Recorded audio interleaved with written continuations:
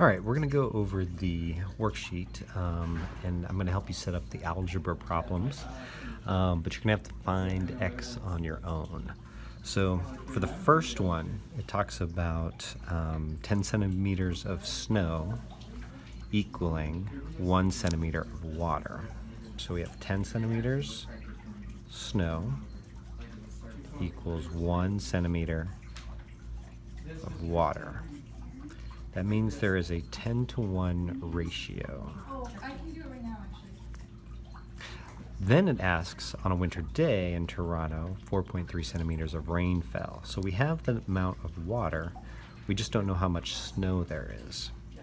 So if we have a 10-to-1 ratio, at the bottom is water,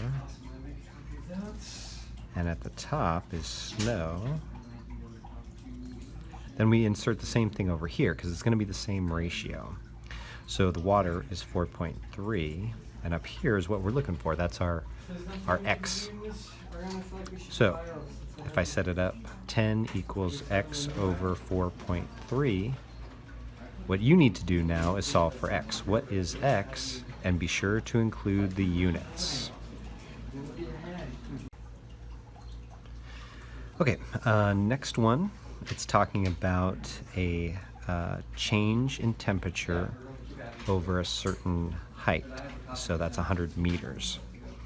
And then it says, gives you a problem, the air at 0 meters is 34 Celsius. At what height would the air reach the dew point of 20 Celsius?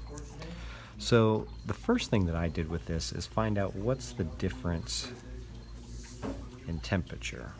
So I have 34 Celsius minus 20 Celsius. So we had a change of 14 Celsius, a temperature change of 14 Celsius.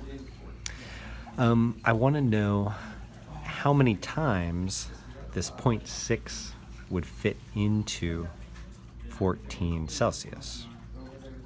So I take the 14 Celsius and I divide it by 0.6 Celsius. And that's going to end up being 23.3.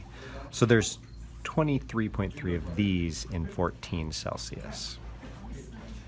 Now from there, all I have to do is realize that I have 23.3 100-meter units. So we can take 23.3 multiplied by 100, and we're going to end up getting 2,333 meters.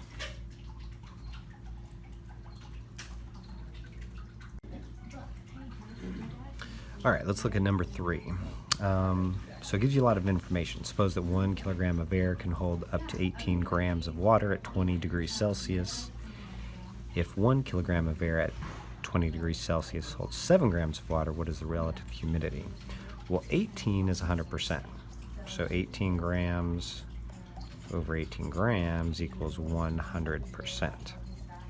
Our relative humidity is not going to be 100% because we don't have 18 grams. We have 7 grams of water. So 7 grams of water over 18 grams equals what?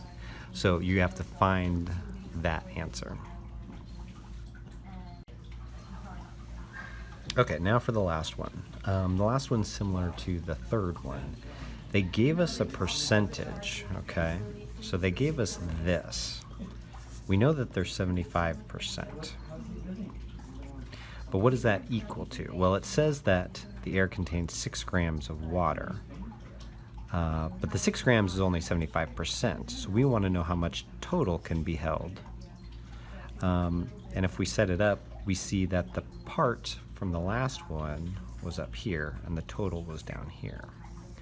So for the 75%, 6 grams is up here and x is down there. That's the total amount of water vapor that can be held. So now you have to solve for x.